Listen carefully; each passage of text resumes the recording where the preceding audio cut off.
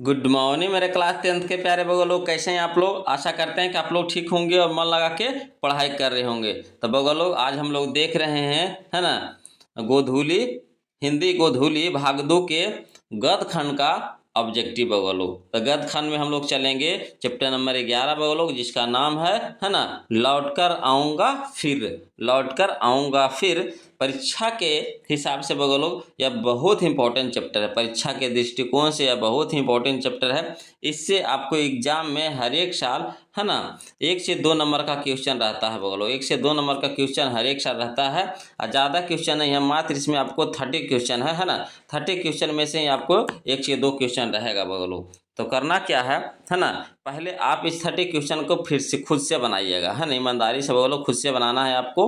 और उसके बाद हमें लास्ट में कमेंट करके बताइएगा बोलो कि आपने कितना नंबर का सही बनाया है। तो चलिए बोलो, वीडियो को शुरू करते हैं, है ना।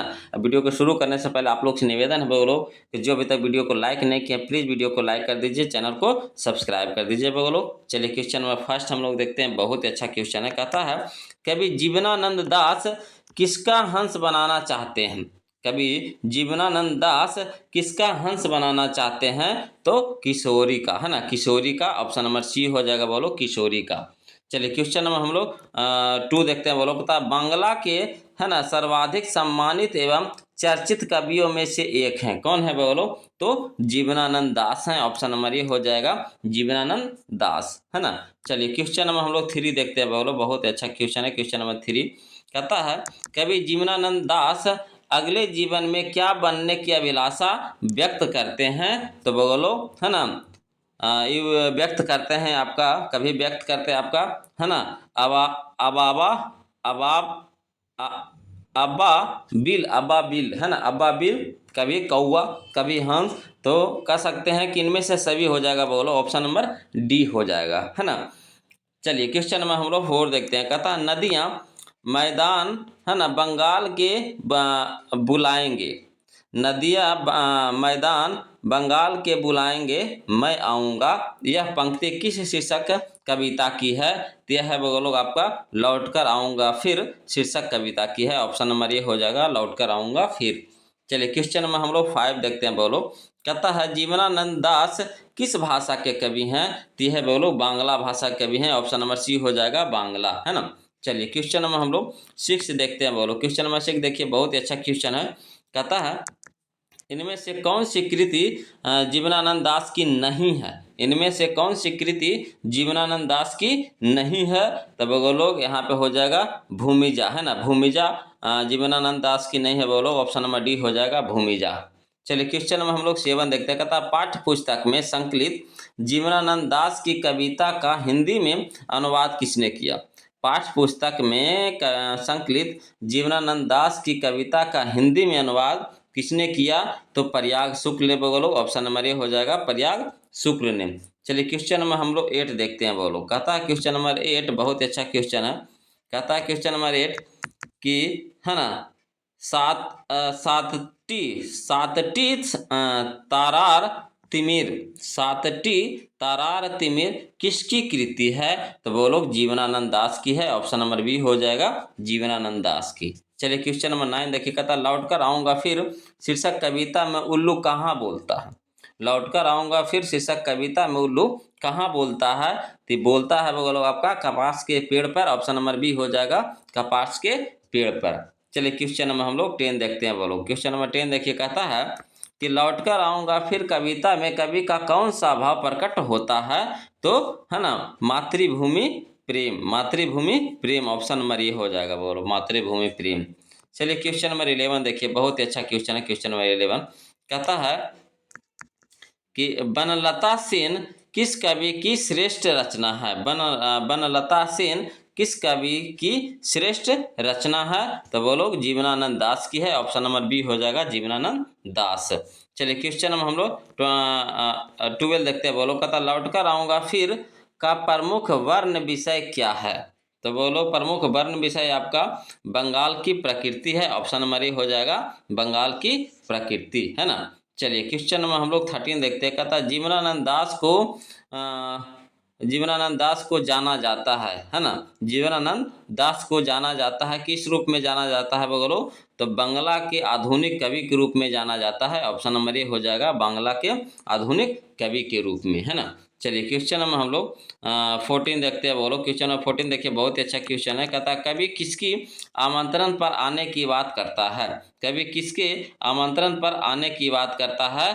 तो नदियों और मैदानों के, है ना, नदियों और मैदानों के। ऑप्शन नंबर सी हो जाएगा, नदियों और मैदानों के। चलिए क्वेश्चन में हम लोग 15 देखते हैं बोलो। देखिए क्वेश्चन में 15 देखिए बोलो। कहता कवि अगले जन्म में क्या क्या बनने की संभावना व्यक्त करता है? कवि अगले जन्म में क्या क्या बनने की संभावना व्यक्त करता है? तो बोलो कौवा, हंस, उल्लू, सारस, इस तरह से, है ना, इच्छा जाहिर करते हैं बोलो। ऑप्शन नंबर बी हो जाएगा, कौवा, हंस, उल्लू, सारस, है ना। चलिए क्वेश्चन नंबर 16 देखिए बोलो। कहता है कवि किसके बीच अंधेरे में होने की बात करता है? तो बोलो, है ना, सरसों, सरसों। ऑप्शन नंबर डी हो जाएगा, सरसों, है ना। चलिए क्वेश्चन में हम लोग 17 देखते हैं। कहता है रूपसा क्या है? तो रूपसा बंगाल की नदी है बोलो। ऑप्शन नंबर ए हो जाएगा, बंगाल की नदी है ना। चलिए क्वेश्चन नंबर 18 देखिए बोलो। कहता है क्वेश्चन नंबर 18 कि, है ना, जीवनानंद दास का जन्म कब हुआ? जीवनानंद दास का जन्म कब हुआ? तो हुआ था बोलो 1899 ईस्वी में। ऑप्शन नंबर सी हो जाएगा, 1899 ईस्वी में। चलिए क्वेश्चन नंबर 90 देखिएगा। था लौट कर आऊँगा फिर कविता है। लौट कर आऊँगा फिर कविता है तो राष्ट्रीय चेतना की, राष्ट्रीय चेतना की बोलो। ऑप्शन नंबर ये हो जाएगा, राष्ट्रीय चेतना की, है ना। चलिए क्वेश्चन नंबर हम लोग 20 देखते हैं बोलो। क्वेश्चन नंबर 20 देखिए, बहुत अच्छा क्वेश्चन है। क्वेश्चन नंबर 20 कहता है जीवनानंद दास है। जीवनानंद दास है तो क्या है बोलो? तो साहित्यकार है। ऑप्शन नंबर डी हो जाएगा, साहित्यकार, है ना। चलिए क्वेश्चन नंबर 21 देखिए। कहता है कवि मृत्युपरांत कहाँ आने की लालसा रखता है? कभी मृत्युपरांत कहाँ आने की लालसा रखता है?